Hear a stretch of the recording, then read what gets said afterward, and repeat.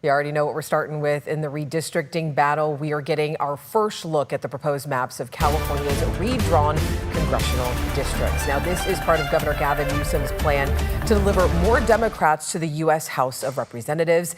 That's in direct response to efforts by Texas Governor Greg Abbott to redistrict in favor of Republicans. I want to bring in ABC 10's Becca Hobbecker, who has been following this very closely all day, joining us live in studio. Becca, these newly published maps came into our newsroom literally right before our evening newscast, right? Yeah, Alex, we were waiting for them all day, knowing that they were supposed to come out today, and indeed they did. Late in the afternoon, we've been waiting on these, in fact, for more than 2 weeks, ever since Governor Gavin Newsom announced his plan. He wants to hold a special election in November to change the district boundaries, to flip at least 5 House seats from Republican to Democrat. Now, President Donald Trump has asked Texas to flip 5 seats to Republican, which the governor there is working to do. So let's take a look at what Governor Newsom is proposing.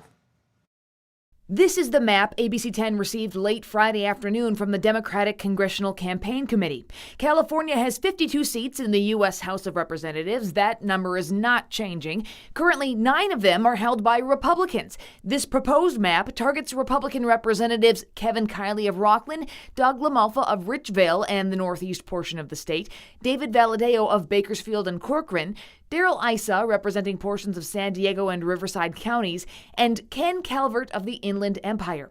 Those 5 stand to lose their seats. Only 4 Republicans remain in what are considered safe districts, and some Democrats in swing districts will find themselves in safer Democratic strongholds. I spoke with Paul Mitchell of Redistricting Partners, who drew these maps. We have these 5 Democratic pickups, but we also have about 5 seats where we have Democrats who maybe won by a couple hundred votes in the last election, and we can't afford for a Republican to pick that seat up and eat into these potential gains. So we did a lot to bolster Democratic candidates up and down the state that are potentially in tough races, like Adam Gray in the Central Valley. Keep in mind, California has an independent redistricting commission that is in charge of redrawing congressional districts after each U.S. census. Newsom's proposal would temporarily put their maps on hold for the next 3 election cycles, returning to the commission after the 2030 census. Adopting this proposed map through 2030 is a decision that would come down to voters this November, and if approved, go into effect with the 2026 midterm elections. And make no mistake, I will run for and win re-election regardless of the governor's attempt to slice up and gerrymander my district. Republican Congressman Kevin Kiley is one whose district is targeted by this map. He says he thinks voters will reject them. They want to keep the Independent Citizens Commission in place. They want to keep our district lines as they were drawn by that independent commission. They don't want to go back to the era of partisan gerrymandering with self-interested politicians drawing the lines themselves. So as long as the truth gets out, California voters will overwhelmingly reject this proposition. Governor Newsom, on the other hand, says he's confident Californians will approve the maps. We anticipate these maps will completely neuter and neutralize what is happening in Texas. Donald Trump does not play fair. You've seen that happen over and over again, and I'm just not going to sit back and be complicit. He said he hopes other Democratic states follow suit so Democrats can regain control of the House in the midterms. Now, Congressman Kiley has proposed a bill at the federal level that would ban all states, red or blue, from redistricting mid-decade, allowing for new maps to be drawn only in the wake of each U.S. census. Alex? All right, Becca, thank you. Tonight, political experts are weighing in on the proposed redrawn congressional maps made public just hours ago and what it could mean for representation in communities across the state. If anything, what these maps show is that this is why we have an independent commission to do the redistricting. Because if politicians were still solely in power, this is what they could do. In a state where Republicans get about 40 to 42% of the vote in statewide elections, a minority, but a significant chunk of the state, these maps are going to yield about a 9% representation in Congress for Republicans. To dilute some of these Republican seats, they got to go find Democrats, and it looks like they've chopped Sacramento up, the city of Sacramento up into smaller bites.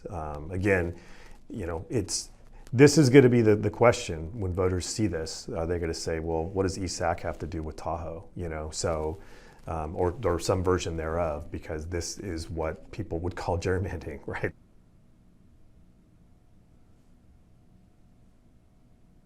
At 11. Well, among those opposing California's redistricting is former California Congressman and U.S. House Speaker Kevin McCarthy. So according to Politico, a person close to his campaign says McCarthy has been working closely with Republicans to rally against California's redistricting ballot measure. He says he wants to raise $100 million for the cause.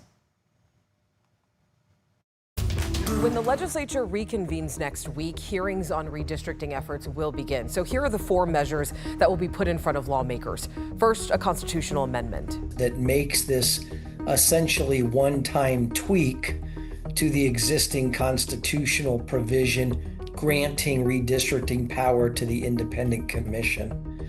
That would require a 2/3 vote of both houses of the legislature, no gubernatorial action. Then 3 bills also need to pass. The first bill is actually to call the November 4th special election. That's done by a bill passed by the legislature and signed into law by the governor. The second bill establishes the new map for those 52 congressional districts. And the third bill would reimburse counties for the election. Essentially reimbursing the 58 counties. The amount is rumored to be about $200 million it'll cost the state to put on this November 4th special election. The 3 bills would require immediate signature by the governor. The deadline to get the legislative package through is next Friday, August 22nd. That is the deadline that our Secretary of State, Dr. Weber, has indicated is the last possible day in order for her to put on the November 4th election. Everything from getting the polling places ready to, of course, the voter pamphlet. The potential cost of a special election has already faced some pushback. On Friday, all 58 counties represented under the California State Association of Counties called on state leaders to fully fund the potential November special election in advance, citing already strained local budgets and warning the unexpected costs could actually force counties to cut core services such as public safety and the social safety net. A Yolo County supervisor that we spoke with representing District 2 is one of those counties who signed on to the letter and says local government budgets are struggling after federal funding cuts. I think we would see potential to have to make choices about what we actually are going to have to fund. And so if we are spending money on a special election, we might have to cut services like public safety or some of our social net services. And I think that's it's a really tough choice to have to make. We reached out to the governor's office about counties asking for full funding in advance.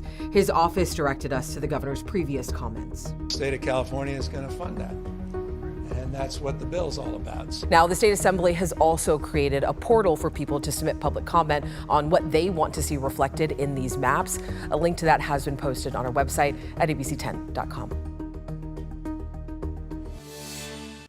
Now, the redistricting standoff in Texas reached a critical point today. State House Democrats remained outside Texas to break quorum and prevent the vote to redraw congressional maps early. Texas Republicans ended a legislative session today without approving new congressional maps, but quickly began another.